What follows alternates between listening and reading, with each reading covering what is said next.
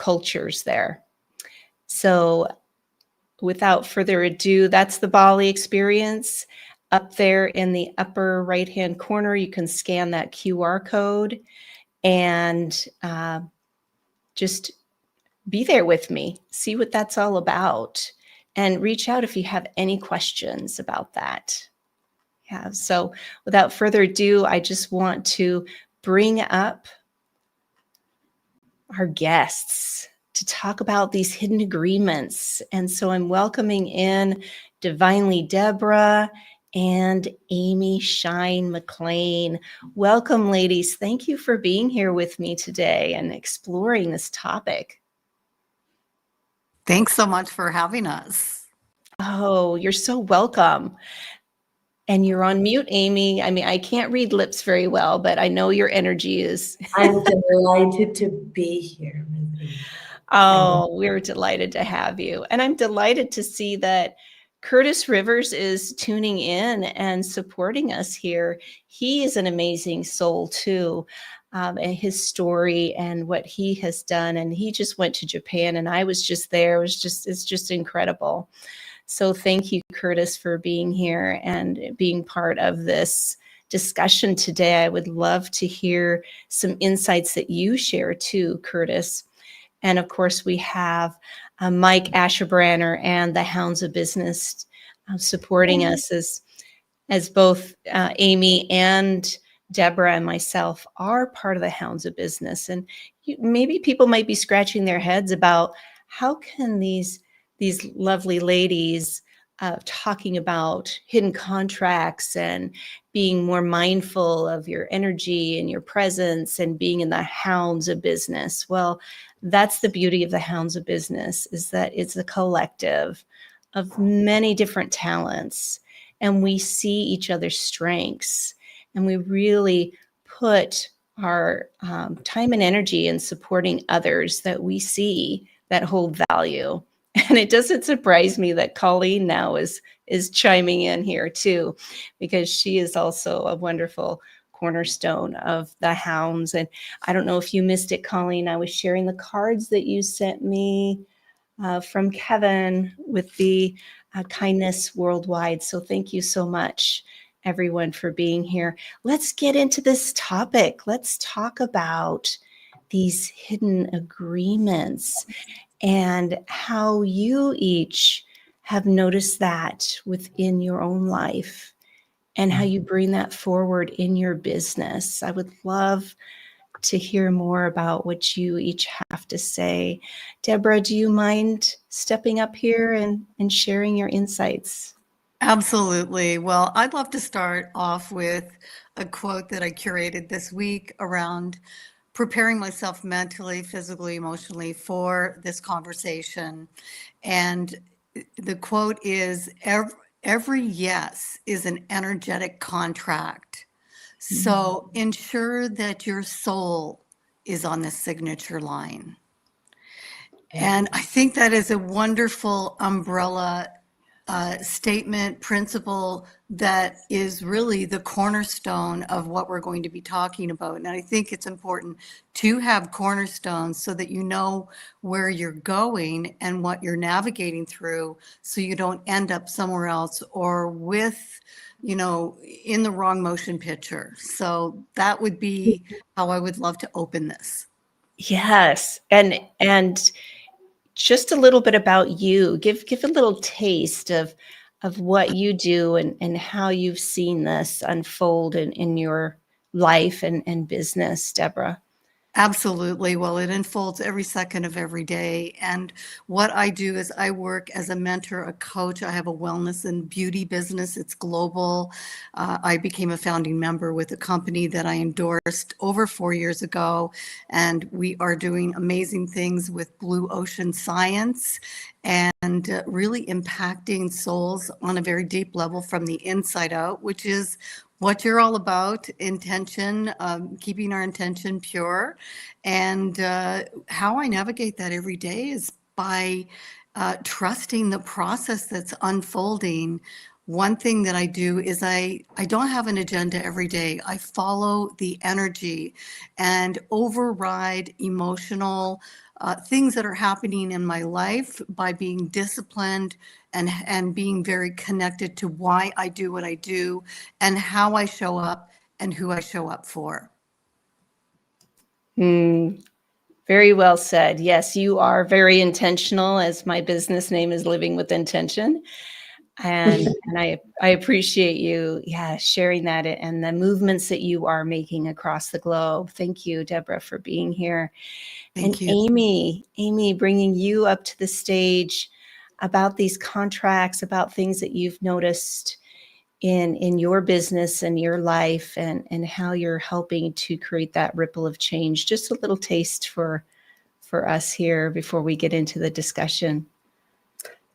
Thank you so much for having me first and foremost, and thank you for opening this discussion because it's so critical right now with so much noise in the world. What I find is as life changes, we have an opportunity to either stay still or pivot. And I'm bringing this onto the screen.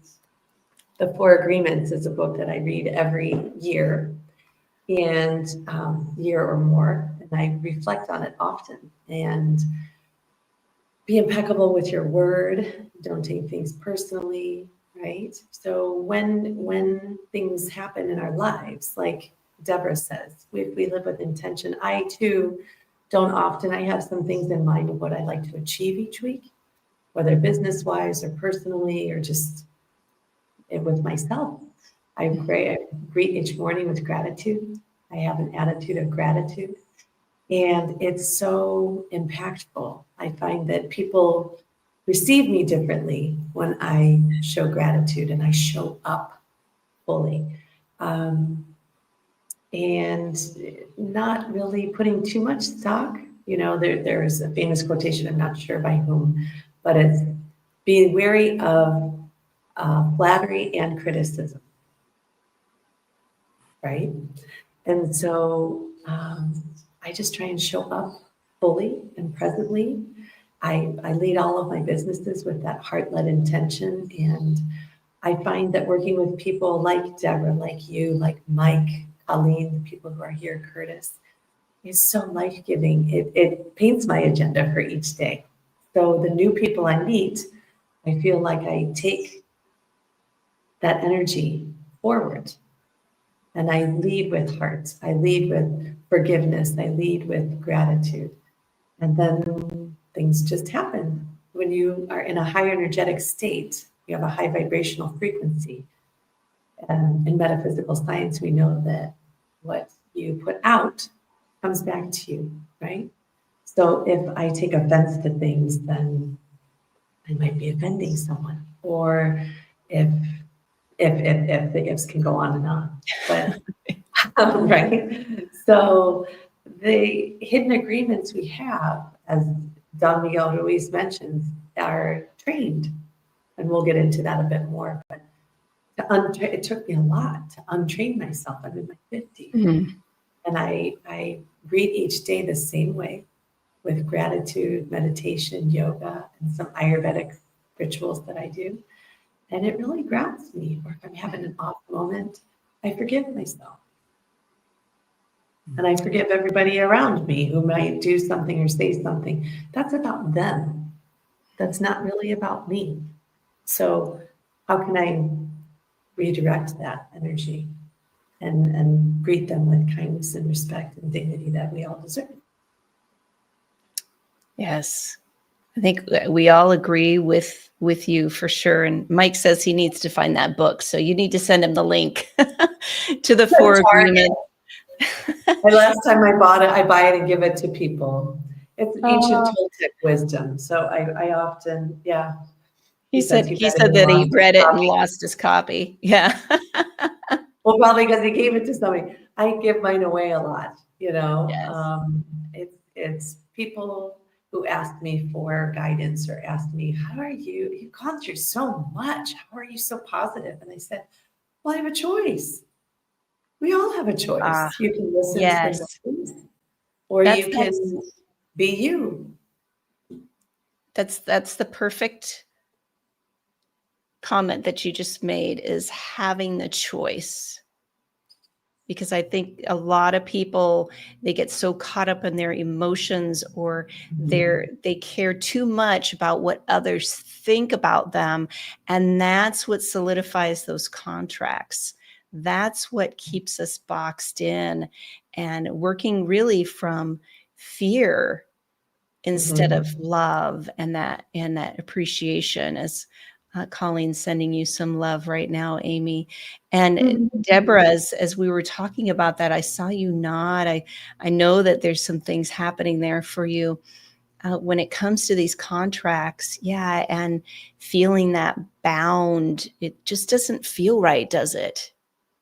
No, that's where your intuition is your guide. And so when you have a true north and you know who you are and how you're navigating, who you're becoming, how you show up for others, and how you pivot from your own triggers, because no matter how much work we've done, I've done work on myself since I come out of the womb. I can remember at age 12, I knew I had a calling, and the ongoing work that one does is in direct correlation to the way that we can lead others, because we first need to lead ourselves. And so I related to everything that Amy was talking about in that showing up with gratitude, not dialing down, being present, being open to listening to people.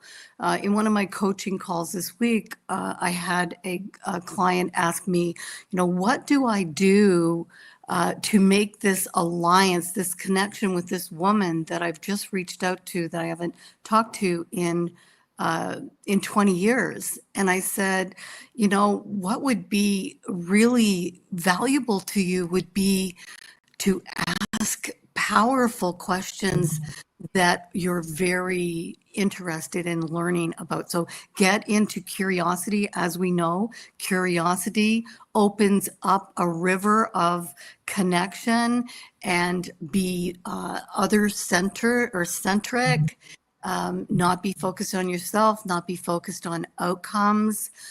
Just allow everything to light. Mike and I have talked about this. It's like when the time is right and the stars align, you cannot stop the floodgates from opening up. We can part the Red Sea that way. So we know all about the power of being present, pouring into others, asking great questions, being truly, truly introspective and interested in others. And when we are interested in others, people become interested in us. So be a little bit of a mystery. Yes, that Ooh, I mystery. like that. and that openness. Although I think there's a lot of people out there that when they're not aware of the contracts that they're carrying. How can they bring that awareness to where they can see it for themselves? What happens in that moment when we are aware of, oh, that's something that no longer serves me? This is those contracts that Deborah and Amy Shine was talking about. How do we peel back those layers of those contracts? I'm just curious to hear what you ladies have to say about that. Amy, I'm going to bring you up to see. That's a great question, and I think about it often. I can't pinpoint when. Gosh, since I was a teenager, I've always been different, but kind. I think most people who know me would say I'm kind, and I care very deeply for people. I'm a good friend. I have friends from when I was 5 years old I still talk to regularly because they grew up in the same place. I had the advantage of growing up from 0 to 24 in the same city. But as I've traveled and lived around the world, I take them with me. My home is here. And so as long as I have communication, I have that opportunity. And when I do that, I know that people, I don't follow people, I guess is a quick way to say that. People follow me because for some reason my energy is pure. For some reason, because I try. I tuned out the noise. I got off of social media for the most part. I check in. My friends know they can catch me, but there'll be entire conversations and drama and things on Facebook that I have no clue about because I go on about once a month to make sure everybody's okay. But I really don't engage with it because I was finding the 24-hour news cycle and these things, these repetitions are training, like you're talking about. So becoming untrained was not as hard as I thought it would be. It's like forming a new habit, the 21-day habit. I tried it for a few days and then it got longer and longer and I had more and more time. And I was filling that time with nature walks and cooking and connecting with new people. And I was just so jazzed about that it was easy. Yeah. It became very easy for me. And in so doing, I think I subconsciously became untrained. And people ask me, what do you do? And I say, I lose my phone a lot. I'm not checking it. It's not an extension of my arm. I go to LinkedIn for business. That's primarily where I do business, other than word of mouth and friends and real connection. And a little plug for the Hounds of Business. That has been phenomenal. As far as Mike Ashburner is concerned, one of the top people connector with genuine heart-led, and you mentioned Kevin Smith as well, and Colleen, a lot of the people who are here, Curtis, these are all people I want to hang out with who are untrained and know that this matters, that connection matters, the powers that be, whatever they may be for you. Yeah. Want to have control, but I gave up control a long time ago. I just kind of go where the vibration leads me. Yes. I love it. And what I hear you're saying is, breaking the contracts and going for more connections, more meaningful connections, whether it's, to nature, as you said, go out on walks, yoga, to ourselves. When we really connect to ourselves, then we recognize those stories or those contracts that we've bound ourselves to and that they no longer serve us. And I would love to hear Deborah's vision about how to break those contracts, when to recognize when that's opening up.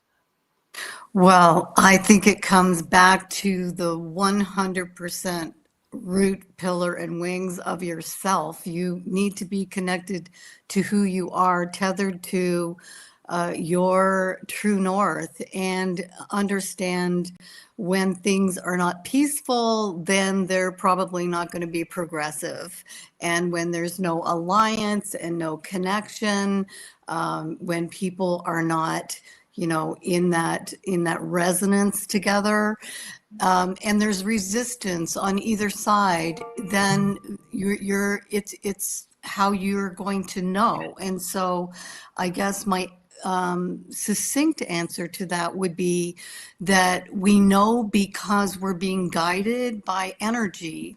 And so when we come together, or we're even in a tactical place, like say a store, and the energy's not right there, we're out of alignment, it's too busy, there's a lot of contrast, then it's really important for us to listen to ourselves. So I think it's pulling the mirror up, putting it back on our soul, on our spirit, on our intellect, everything that we are about, and listening.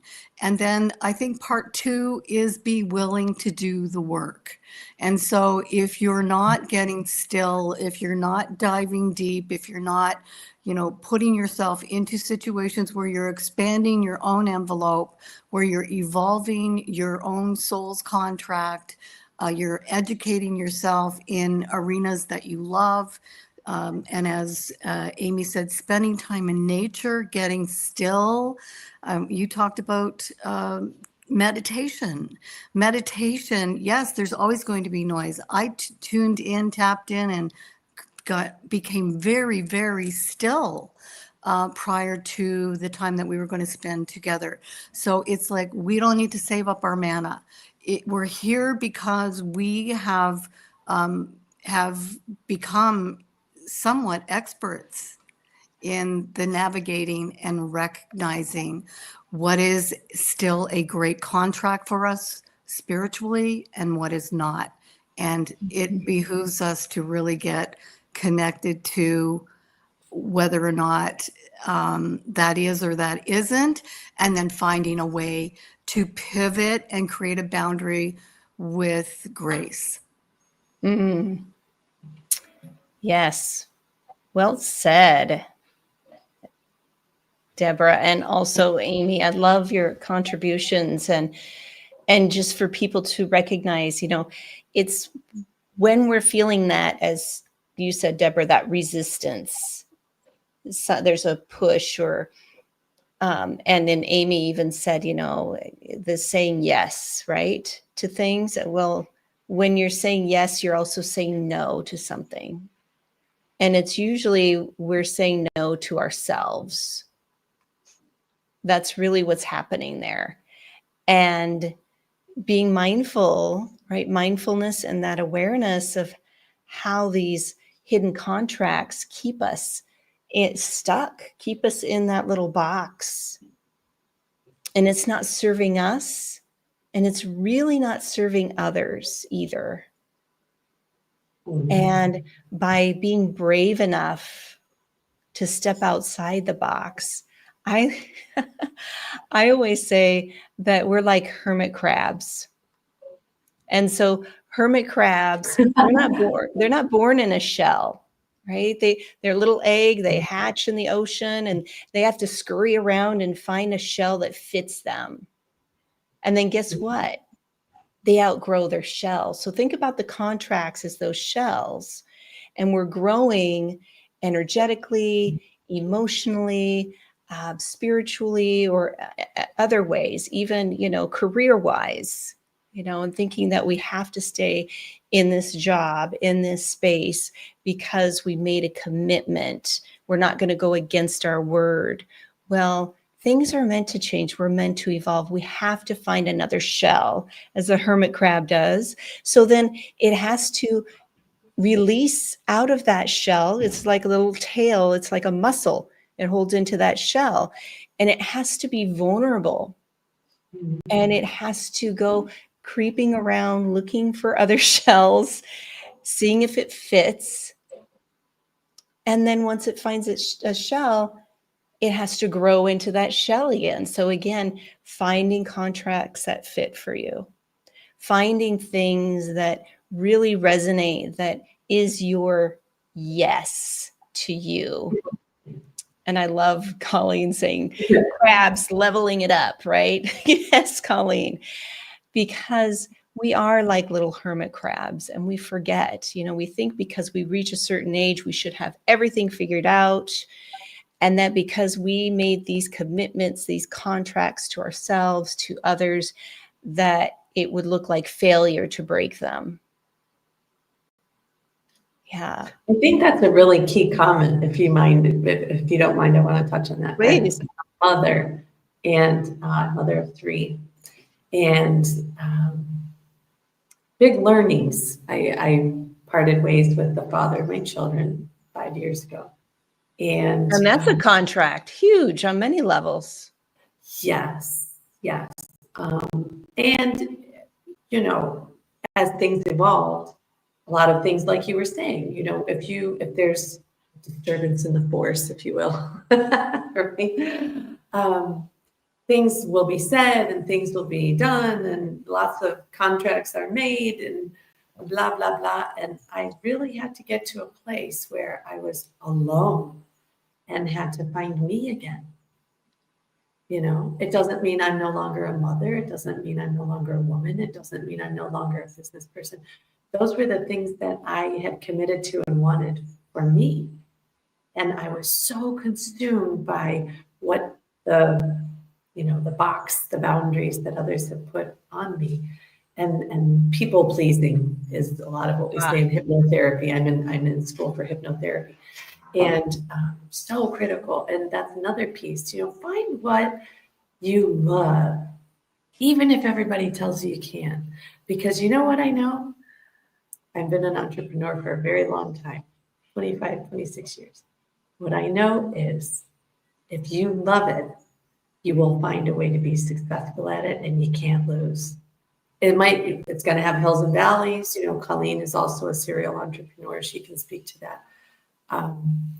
But if you don't go for it, you're going to live your life keeping promises to people, but, saying no to yourself, like you said.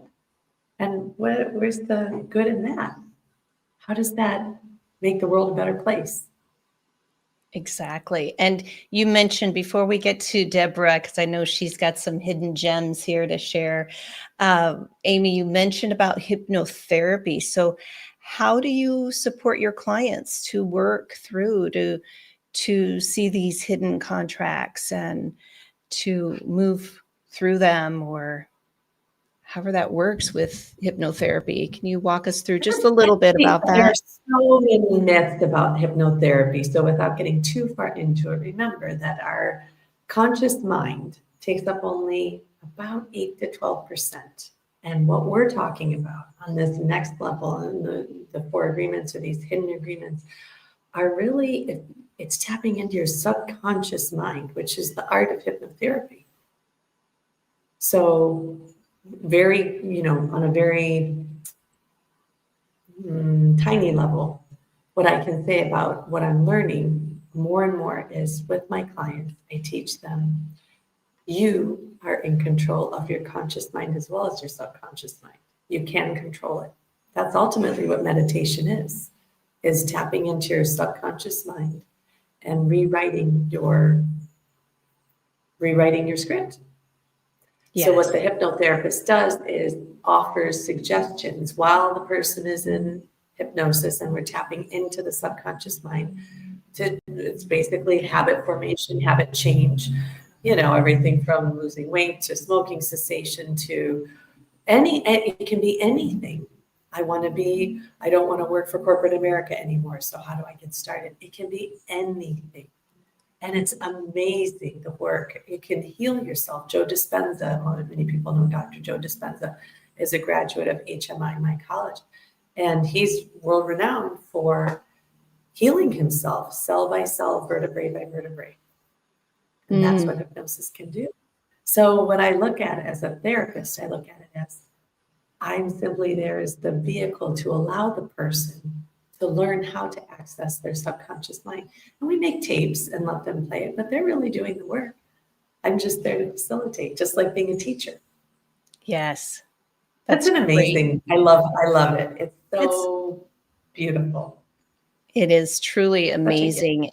And just even remembering that our thoughts are just our beliefs, or thoughts that we've just repeated over and over and over, and we're rewriting those scripts. So that's why we were saying in the title, right? Rewrite your story, rewrite those scripts. And I know Deborah has some wonderful information and essence to share here. I'm glad you unmuted yourself, because I saw that you were muted. So Deborah, yes, share here. Well, I love to go back to the question, what we're saying yes to, we're saying no to ourselves. And I think something that is more important than that is, as we are doing that, we are taking ourselves away from who we are becoming to serve our masterful mission in life. And so it's not as simple as the yes, no. It's more how are we showing up for ourselves? Like it's a proactive choice to be able to serve ourselves well. I remember early in my career when I actually did home party plan, and I can remember standing in front of a group of women and saying to them, when you take care of yourself and you put yourself first, you have the ability to be able to serve others, because you cannot serve from an empty cup. And I think that that's a big topic these days, burnout. I have lots of colleagues that are into executive burnout, corporate on a corporate level, and, mental fitness. And I think that reprogramming of oneself is super, super, it's right up there with oxygen. And so if we're not willing to put ourselves in a place, a space, and remove all the outside noise and anything that no longer aligns with us, and do that work so that we can sharpen our saw and, expand that elastic so it's more malleable. And then I think another word that came to mind as Amy was speaking is that it's about coming out of your comfort zone, being courageous in your life. It's not about being so comfortable that, you bury your head in the sand and you think it's going to happen for you. That's not what setting intentions is. Or it is about setting your intention and then taking the corresponding activities and also doing the work from within so that we can come out and serve with greater levity, with greater spirit, with greater connection with others. Yes, I told you, everyone, that we were going to go a little deep here today and invite you to be curious and open. What types of contracts are you holding on to that no longer serve you? And it's really costing you the situation, the other people. They really don't care because they have their own contracts that they're trying to keep. And so it's really about having that courage, as you said, Deborah. And Amy, yes, go ahead. And I think just to add a little more value and jump into the deep end with that, it is, about not becoming part of somebody else's agenda for you. And so being so unwaveringly strong, but flexible and malleable. It's not that we're not talking about rigidity here. We're talking about, flexibility is the cornerstone of health. And so therefore, not being so locked in our ego that we wouldn't take a look at or entertain a new thought or way of being and be curious about that, and perhaps try it on for size and, not get stuck in our beliefs. Because that's really what happens is people get out and they ride that bicycle the same way all the time. And, instead of, I was talking with one of my clients this week who was walking backwards on a treadmill for cognitive, Yes. for mental fitness. So there's so much that we can add value to this topic, but those are some of the basic thoughts that come to mind. There's so much we could really keep going and unpacking this. Amy, what do you have to contribute to this stone soup of collective consciousness that we're creating here? Yes, Deborah was talking. I had synapses firing. Remember when you look up, because I want to address briefly. You mentioned fear. That's natural. That's our conscious lizard mind, right? So fight or flight. But you have a choice, right? He keeps saying that you have a choice. And when you look up and you say, you've heard, everybody hears this these days, you are the 5 people with whom you surround yourself, or you're a mirror, right? So thank you for being my mirror today, ladies. I'm so proud to be here. And just remember, everybody out there who's listening, remember, you have a choice every single day. I've known that since I was little, which is odd in and of itself that you know that you have that, right? But you do. And don't be afraid, because there are always going to be people there who take up what you're doing and they see you. And then they reflect who your inner soul is, your inner energy is. Because if you didn't want it, you wouldn't attract it to you, right? Mm. Yes, unconscious or consciously, as we're thinking and Right. things come in. Yes, and that might be another discussion that we'll talk about. Although before we leave here, I want you, since you're already on stage there, Shine, to talk about how people can reach you, what you have going on right now, um, to support others too. Oh, yeah. I am starting to see clients for hypnotherapy. I'm building so that's a big thing for me. Starting in January, I'll be taking clients, and I'm doing some free sessions for a while. So pro bono sessions, so I can learn Take to practice. advantage of So that. Reach out to Amy. yes, please do. I would love to work with you and work on what you are aspiring to see in your life. ShineMcLean@gmail.com is the quickest, easiest way to get a hold of me, as well as LinkedIn. And I think, yes, you have my LinkedIn. I'm a chef. Yes, Chef Amy McLean. So that's another thing I do. I'm offering classes. I'm cobbling my ideal life here in Puerto Rico. And so part of that will be offering hypnotherapy sessions. Part of it will be offering travel and food experiences here in Puerto Rico, as well as other places to be Yes. determined. So those are primarily what I'm doing. I'm also planning retreats. So yeah, LinkedIn and direct email. I'm not going to spend time on all the social medias. These are my two ways of getting a hold of me easiest, and I respond Yes. quickly. And I just want to clarify that you Thank you. work virtually and in person, correct? Yes, ma'am. Yes, I do. ma'am. That's the way to go. Thank you, Amy. And don't leave Thank you. yet. I just want to make sure everybody gets your I'm contact not going information. anywhere. I'm loving it. Yeah, and Deborah, how about you? How can people connect with you, and um, what do you have coming up here? Well, I have lots going on. I'm a massive spinning wheel.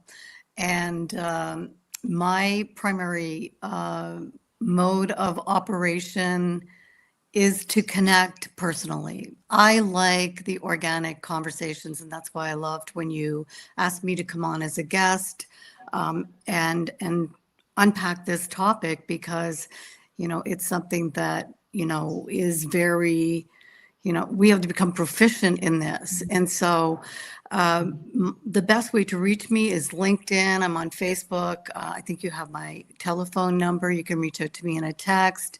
Let's set up a call. My offerings are, I love to support people in getting from where they are to where they want to go, having organic conversations, zero detachment to the outcome. It's all about us finding that watermark, whether or not we have alignment, connection, common interest, values.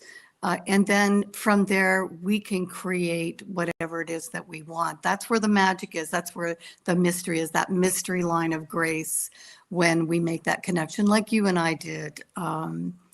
When we met, April. And then, of course, I have wellness and beauty from within products. I work in the medical field. I work with wellness practitioners, RNs, functional medicine, MDs, chiropractors, you name it. And I support them in leveling up their business from their services beyond the door. And so that's a whole other topic, that, those are the people that I'd be interested in connecting with. That's where I have the greatest resonance, because I can really support that industry in reaching beyond their client and leveling up the level of service that they receive from their practitioners, and any of their, if there's at a spa, or they happen to be, at a plastic surgeon. So we are really into some very unique, blue ocean futuristic science. So I'm just looking forward to connecting with people and on an authentic level. And it's just been a privilege and a real pleasure to be here. Thank you. Thank you. Thank you both. And I just want to, so that's Deborah's website, divinelydeborah.com. And then you can also reach out to Amy via LinkedIn. I love everything that you both are doing and how you show up authentically. And these two ladies truly care about you, and it's because of the work that they've done, right? They're living with intention, and it's rippling out from the inside out. And I just so appreciate each and every one of you for being here. Those who tuned in, I just have given a shout out again to the hounds, to Mike. I guess people are commenting, and I can't see it on LinkedIn, so sorry, Elizabeth. Mike's like reposting people. Curtis, thank you. We so appreciate you being here. And Colleen, you chiming in with your wonderful, amazing insights as well. And I just hope that people do reach out and connect with these beautiful souls here, because, it's about being able to explore those unseen agreements, right? That could possibly be guiding your life, and we can rewrite them, right? And create new ones that really align with your purpose. So reach out to these lovely ladies, see how they can support you. Reach out to me, as I do have the Bali happening next year. And as we're talking about contracts and releasing things, this is a beautiful place to explore that and discover more about yourself in the process. So any questions, please DM me. And I look forward to seeing you next time. And remember to keep living with intention, my friends. And thank you for watching. Be well. Thank you, April.